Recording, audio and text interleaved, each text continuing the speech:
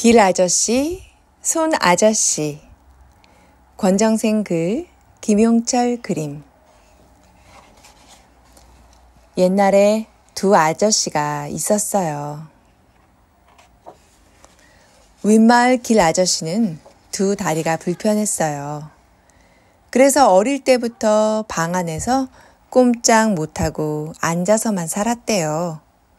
부모님이 계실 때는 잘 보살펴 주셔서 그런 대로 살아갈 수 있었죠.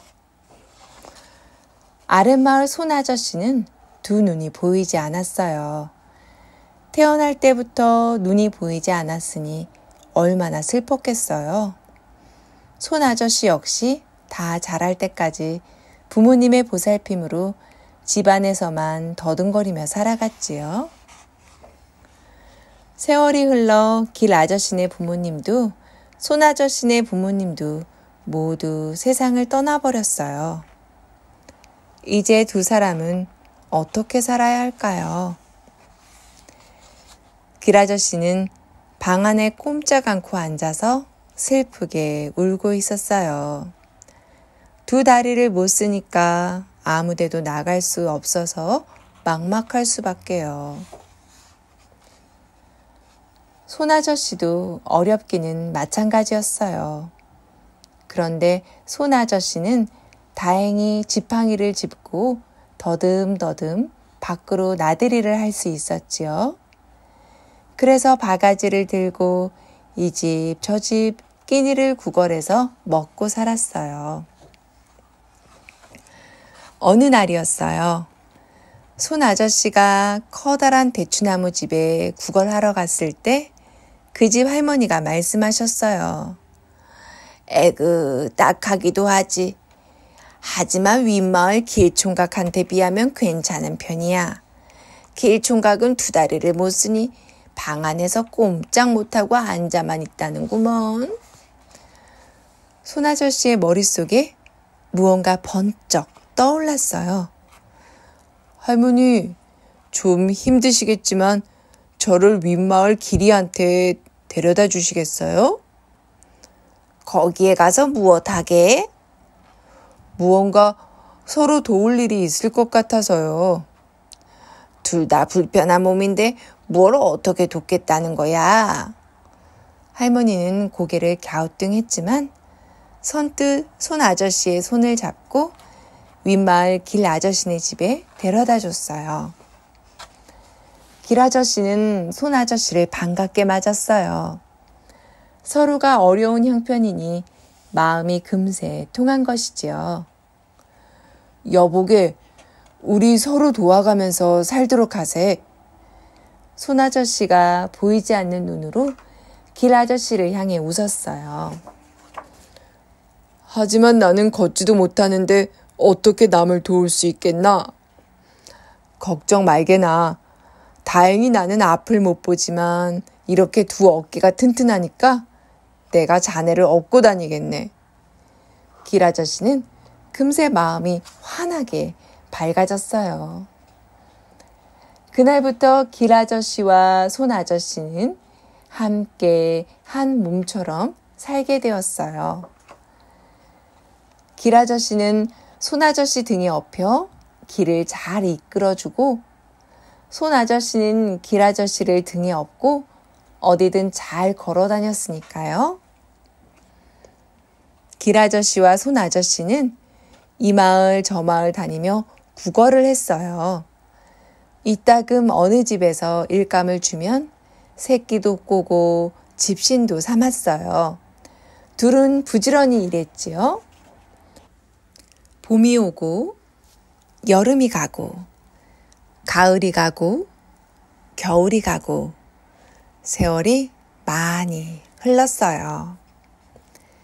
길 아저씨와 손 아저씨는 점점 솜씨가 늘어 온갖 물건을 만들었어요. 집안에서 지게도 다듬고 바소쿠리와 봉태기도 만들고 멍석도 짜고 깨끗한 돗자리도 엮었어요.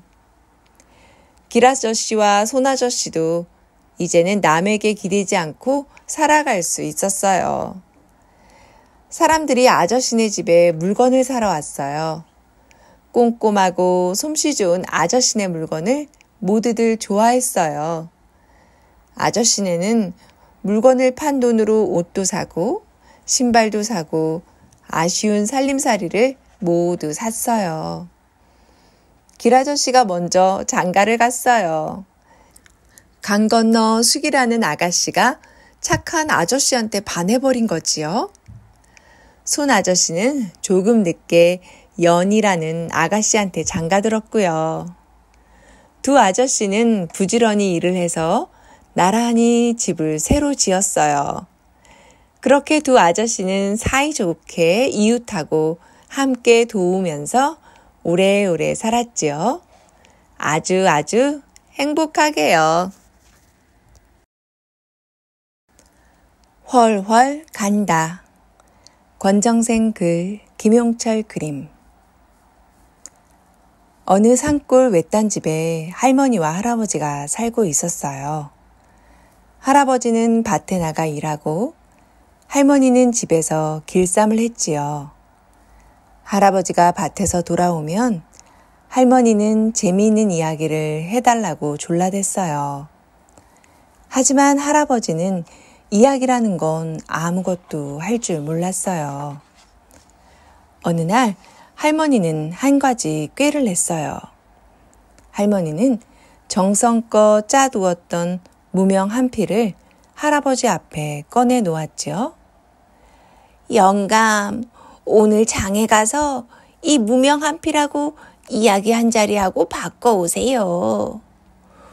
어떻게 무명 한 필하고 이야기 한 자리하고 바꾼담? 아무나 붙잡고 부탁하면 바꿀 수 있을 거예요. 할아버지는 무명 한 필을 어깨에 메고 장으로 갔어요. 할아버지는 장터 한쪽 구석에 앉아서 손님을 기다렸어요. 이 무명 얼마지요? 지나가던 아주머니가 할아버지 앞에 와서 물었어요. 이야기 한 자리요. 뭐라고요? 이야기 한 자리에 팔겠소. 아주머니는 할아버지가 일부러 그러는 줄 알고 입을 비쭉대며 딴 데로 가버렸어요. 이번에는 수염이 더 없수룩한 아저씨 한 분이 왔어요. 할아버지, 이 무명 얼마에 파시려우?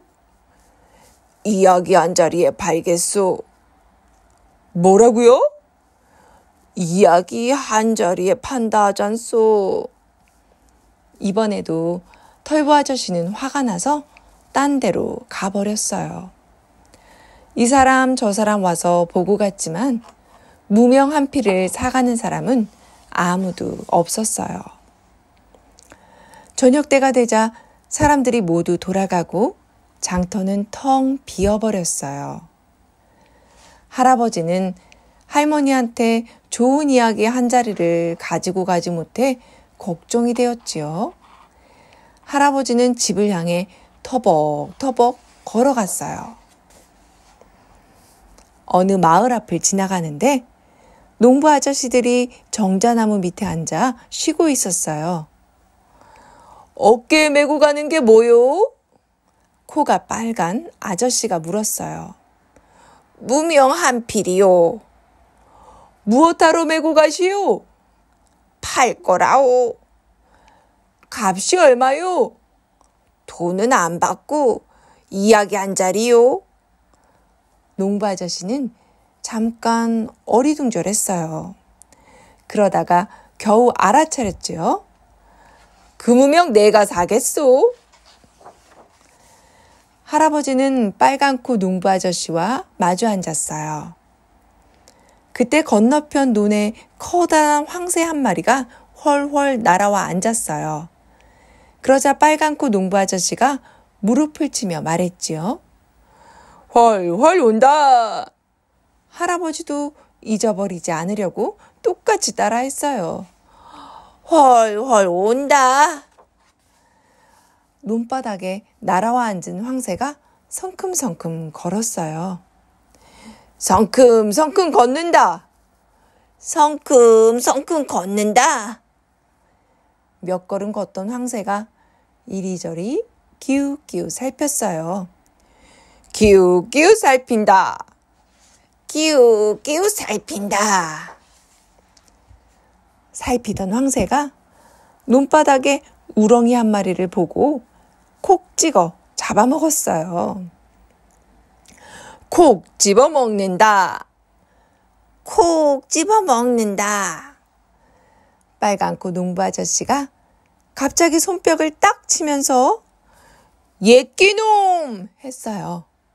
할아버지도 예끼놈 따라했지요. 그러자 황새가 훨훨 날아올라 멀리 달아났어요. 훨훨 간다. 훨훨 간다. 이제 끝이요? 아이고, 재밌는 이야기 잘 배웠어. 할아버지는 기뻐서 빨간코 아저씨한테 무명 한 필을 건네주고 서둘러 집으로 갔어요. 할아버지가 집에 갔을 때는 캄캄한 밤이었어요. 하루 종일 눈이 빠지게 기다리던 할머니는 할아버지를 반갑게 맞았죠. 영감, 그래 재미있는 이야기 한 자리 바꿔왔어? 할머니는 이야기가 빨리 듣고 싶어 방으로 들어와 할아버지와 마주 앉았어요. 할아버지는 기침을 한번 에헴 하고는 이야기를 시작했지요. 그때 마침 할아버지네 집 담 너머에서 시커먼 그림자 하나가 훌쩍 넘어 들어왔어요. 도둑이었어요. 할아버지는 큰 소리로 낮에 빨간코 농부 아저씨가 들려준 이야기를 시작했어요. 훨훨 온다. 할머니도 큰 소리로 따라했죠. 훨훨 온다. 그 소리에 깜짝 놀란 도둑이 부엌으로 성큼성큼 숨어 들어갔어요. 성큼성큼 걷는다. 성큼성큼 걷는다. 도둑은 가슴을 두근거리며 부엌 안을 기웃기웃 살폈지요. 그러자 방 안에서 또 기웃기웃 살핀다. 기웃기웃 살핀다 하는 거예요. 마침 할머니가 부뚜막에 누룽지 뭉치를 모아둔 것이 있었어요. 배가 고팠던 도둑이 누룽지를 콕 집어 입에 넣었죠. 콕 집어 먹는다. 콕 집어 먹는다. 도둑은 그만 간이 콩알만해졌어요. 누군가 다 보고 있다고 생각했거든요. 방 안에서는 또다시 할아버지의 큰 목소리가 들렸어요. 예끼놈! 예끼놈! 할머니도 따라했어요. 도둑은 그만 날 살려라 담을 훌쩍 넘어 달아났어요. 그러자 방 안에서 또 큰 소리가 들렸죠. 훨훨 간다. 훨훨 간다. 도둑은 혼쭐나게 멀리 달아났어요. 아무것도 모르는 할아버지와 할머니는 그렇게 재미있게 이야기를 주고받았어요. 할머니가 물었지요. 아이고 영감, 어디서 이렇게 재미있는 이야기를 바꿔왔어? 어느 마을 앞 정자나무 밑에서 빨간코 농부한테 바꿨지. 그러셨군요. 할아버지와 할머니는 큰 소리로 하하하 호호호 즐겁게 웃었답니다. 아기 너구리네 봄맞이. 글 권정생, 그림 송진헌. 산꼭대기에서 내려다보면 멀리 마을이 조그맣게 보였어요. 그렇게 먼 산 속에 너구리네 집이 있었지요. 너구리네 집 굴 속엔 아빠 너구리, 엄마 너구리, 아직 장가 못 간 삼촌 너구리, 그리고 아기 너구리 세 남매가 있었어요. 모두 아빠를 꼭 오므리고 엎드려 새근새근 잠들었어요. 겨울이 다 갈 때까지 그렇게 잠을 자야 하거든요. 그런데 아직 바람이 싱싱 불어치는 겨울인데 막내둥이 아기 너구리가 그만 잠에서 깨어나 버렸어요. 눈을 반짝 뜨고 둘레를 뚜리뚜리 살펴봤지요. 온통 굴 속은 캄캄해서 아무것도 보이지 않았어요. 으엥! 막내둥이는 무서워서 그만 울고 말았어요. 그래서 큰일이 생겼지요. 막내둥이가 갑자기 울었기 때문에 곁에 잠들었던 언니 너구리, 오빠 너구리, 삼촌 너구리, 엄마 너구리, 아빠 너구리 모두 깨어버렸어요. 엄마, 무서워. 괜찮다. 엄마가 안아줄게. 엄마, 우리 언제 밖으로 나가요? 아직 안 돼. 봄이 와야만 나갈 수 있단다. 봄이 언제 와요? 조금만 더 자고 있으면 금방 온단다. 엄마 너구리는 막내둥이 등을 토닥여줬어요. 굴 속은 다시 조용해졌지요. 그래 다시 모두들 잠들었는데 아기 너구리 세 남매는 쉬 잠들지 못했어요. 막내둥이는 엄마 품에서 그냥 눈을 말똥말똥 했어요. 곁에 누워있는 언니 너구리도 발가락을 꼼지락꼼지락 했어요. 오빠 너구리는 똥구멍이 간질간질했어요. 언니야, 막내둥이가 조그만 목소리로 불러봤어요. 응? 언니 너구리도 조그만 목소리로 대답했어요. 오빠야. 이번에는 오빠 너구리를 불렀어요. 응? 셋은 모두 자지 않고 있다는 걸 알았지요? 얘들아, 우리끼리 한번 밖에 나가볼까? 오빠 너구리가 물었어요. 언니 너구리, 막내 너구리는 가슴이 두근두근했어요. 그래, 가보자. 그래. 아기 너구리 셋은 꾸불꾸불 구부러진 기다란 굴 속을 한 줄로 기어나갔어요. 조금 가다가 앞서가던 오빠 너구리가 그만 방귀를 뿡 끼워버렸지요. 아우, 구리네.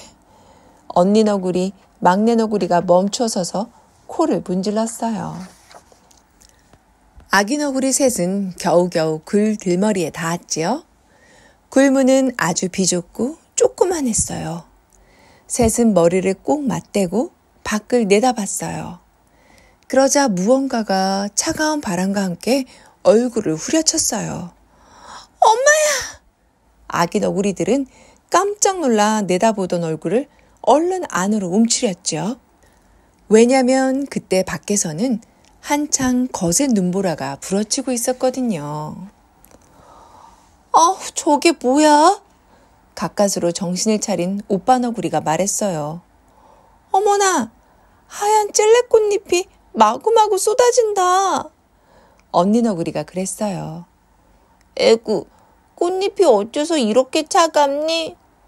막내 너구리가 입을 삐죽댔어요. 그럼 대체 뭐야? 모두 궁금해졌지요. 아기 너구리들은 다시 용감해져서 좁은 문 밖으로 얼굴을 모으고 내다봤어요. 지난 가을 빨갛게 물들었던 단풍나무도 잎이 다 떨어지고 앙상한 가지만 남아 있었어요. 은사시 나무도 커다란 키에 맨 가지만 쭉쭉 뻗은 채 서 있었지요. 보리둑 나무도 그랬어요. 산사나무도 그랬고요. 떡갈나무는 자줏빛 잎을 잔뜩 달았지만 훨씬 추워 보였어요. 여기저기 소나무만은 그냥 푸른 잎을 달고 꿋꿋이 서 있었어요. 모두가 그렇게 눈보라를 맞으면서 추운 겨울을 견디고 있었어요. 아기 너구리들은 도로 굴 속으로 돌아왔어요. 셋은 모두 엄마 너구리 곁에 웅크리고 엎드렸어요. 그렇게 봄이 올 때까지 잠을 자야 한다는 것을 깨달았기 때문이지요. 눈을 꼭 감고 이내 잠이 들었어요. 잠을 자면서 봄나들이 가는 꿈을 꾸었지요. 눈보라가 그치고 바람이 조금씩 부드러워졌어요. 햇볕이 포근포근 쪼이고 쌓였던 눈이 녹았어요. 개울물이 조록조록 흐르는 기슭으로 버들강아지가 꽃을 피웠어요. 그토록 기다리던 봄이 성큼 다가온 거예요. 얘들아, 이제 밖으로 나가자. 아빠 너구리가 말했어요. 삼촌 너구리는 벌써 맨 앞장서 기어나가고 있었지요. 아기 너구리들은 갑자기 숨이 막힐 것처럼 가슴이 두근거렸어요. 바깥은 얼마나 따뜻하고 아름다울까 싶었기 때문이지요. 삼촌 너구리 뒤를 따라 아빠 너구리가 기어 나갔어요. 그 뒤를 오빠 너구리가 따라가고 다음에 언니 너구리가 가고 그 뒤에 막내 너구리가 따라갔어요. 엄마 너구리는 맨 꼴찌로 천천히 따라 나갔어요. 굴문이 가까워지면서 점점 봄 냄새가 향그럽게 불어 들어왔어요. 눈보라는 간데없고 환한 햇빛이 눈이 부시었어요. 줄줄줄 흐르는 개울물 기슭에 버들강아지가 피어있고 산등성이 가득히 분홍 진달래가 피었어요. 골짜기 아래쪽 멀리엔 노란 개나리가 활짝 폈고요. 파란 하늘에 새들이 제졸제졸 울며 날아다녔어요. 아기 너구리들은 이런 봄맞이가 처음이었기 때문에 한참 동안 넋을 잃어버렸어요. 얘들아, 이리 와서 물을 마셔라. 아빠 너구리가 개울가에 내려가 소리쳤어요. 엄마 너구리가 얼른 내려갔어요. 아기 너구리들은 모처럼 밖으로 나왔기 때문에 걸음이 서툴렀어요. 비틀비틀 걸어서 개울에 닿았지요.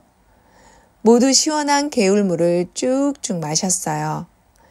앞발로 물을 적셔 세수도 했어요.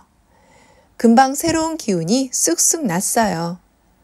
얘들아, 저쪽 산등성이로 달려가자. 아빠 너구리가 뛰어갔어요. 모두 아빠 너구리를 따라 달려갔어요. 연두빛 바람이 풀풀 불었어요. 강아지똥, 글 권정생, 그림 정승각. 도리네 흰둥이가 똥을 렀어요. 골목길 단밑 구석 쪽이에요. 흰둥이는 조그만 강아지니까 강아지 똥이에요. 날아가던 참새 한 마리가 보더니 강아지 똥 곁에 내려앉아 콕콕 쪼면서 똥! 똥! 에그 더러워! 하면서 날아가 버렸어요. 뭐야? 내가 똥이라고? 더럽다고? 강아지 똥은 화도 나고 서러워서 눈물이 나왔어요. 바로 저만치 소달구지 바쿠자국에서 뒹굴고 있던 흙덩이가 곁눈 줄로 흘끔 쳐다보며 빙긋 웃었어요. 뭐 때문에 웃니 넌? 강아지 똥이 화가 나서 대들듯이 물었어요. 똥을 똥이라고 그럼 뭐라 부르니? 넌 똥 중에서도 가장 더러운 개똥이야. 강아지 똥은 그만 으앙 울음을 터뜨려 버렸어요. 한참이 지났어요. 강아지 똥아, 내가 잘못했어. 그만 울지 마. 흙덩이가 정답게 강아지 똥을 달래었어요. 정말은 내가 너보다 더 흉측하고 더러울지 몰라. 흙덩이가 얘기를 시작하자 강아지 똥도 어느새 울음을 그치고 귀를 기울였어요. 본래 나는 저쪽 산비탈밭에서 곡식도 가꾸고 채소도 키웠지. 여름엔 보랏빛, 하얀빛, 감자꽃도 피우고. 그런데 왜 여기 와서 뒹굴고 있니? 강아지 똥이 물었어요. 내가 아주 나쁜 짓을 했거든. 지난 여름 비가 내리지 않고 가뭄이 무척 심했지. 그때 내가 키우던 아기 고추를 끝까지 살리지 못하고 죽게 해버렸단다. 어머나 가엾어라. 그래서 이렇게 벌을 받아 달구지에서 실려오다 떨어진 거야. 난 이제 끝장이야. 그때 저쪽에서 소달구지가 덜컹거리며 오더니 갑자기 멈추었어요. 아니, 이건 우리 밭 흙이잖아. 어제 씻고 오다가 떨어뜨린 모양이군. 도로 밭에다 갖다 놓아야지. 소달구지 아저씨는 흙덩이를 소중하게 주워 담았어요. 소달구지가 흙덩이를 싣고 가버리자 강아지똥 혼자 남았어요. 난 더러운 똥인데 어떻게 착하게 살 수 있을까? 아무짝에도 쓸 수 없을 텐데. 강아지똥은 쓸쓸하게 혼자서 중얼거렸어요. 겨울이 가고 봄이 왔어요. 어미닭 한 마리가 병아리 12마리를 데리고 지나가다 강아지똥을 들여다봤어요. 앞만 봐도 먹을 건 아무것도 없네. 모두 찌꺼기뿐이야. 어미닭이 고개를 절레절레 흔들며 가버렸어요. 보슬보슬 봄비가 내렸어요. 강아지똥 앞에 파란 민들레 싹이 돋아났어요. 너는 뭐니? 강아지똥이 물었어요. 난 예쁜 꽃을 피우는 민들레야. 얼마만큼 예쁘니? 하늘의 별만큼 고우니? 그래, 방실방실 빛나. 어떻게 그렇게 예쁜 꽃을 피우니? 그건 하느님이 비를 내려주시고 따뜻한 햇볕을 쬐어주시기 때문이지. 그래, 그렇구나. 강아지똥은 민들레가 부러워 한숨이 나왔어요. 그런데 한 가지 꼭 필요한 게 있어. 민들레가 말하면서 강아지 똥을 봤어요. 내가 거름이 돼줘야 한단다. 내가 거름이 되다니? 내 몸뚱이를 고스란히 녹여 내 몸속으로 들어와야 해. 그래야만 별처럼 고운 꽃이 핀단다. 어머나, 그러니? 정말 그러니? 강아지똥은 얼마나 기뻤던지 민들레 싹을 힘껏 껴안아 버렸어요. 비는 사흘 동안 내렸어요. 강아지똥은 온몸이 비에 맞아 자디잘게 부서졌어요. 부서진 채 땅속으로 스며들어 민들레 뿌리로 모여들었죠. 줄기를 타고 올라가 꽃봉오리를 맺었어요. 봄이 한창인 어느 날 민들레 싹은 한 송이 아름다운 꽃을 피웠어요. 향긋한 꽃냄새가 바람을 타고 퍼져나갔어요. 방긋방긋 웃는 꽃송이엔 귀여운 강아지똥의 눈물겨운 사랑이 가득 어려 있었어요.